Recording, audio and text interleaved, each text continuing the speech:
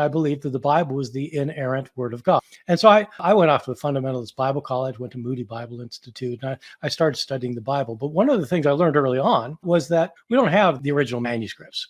We don't have the documents that the authors actually wrote. So when Mark wrote a gospel, we don't have that thing he wrote. We have copies of it that were made later.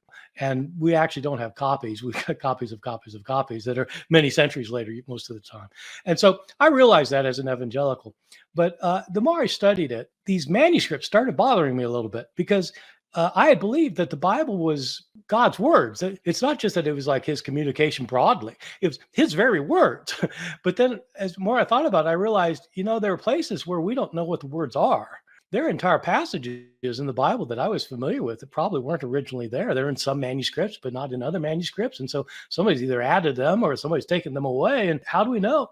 And so for me, that started kind of an avalanche of doubt.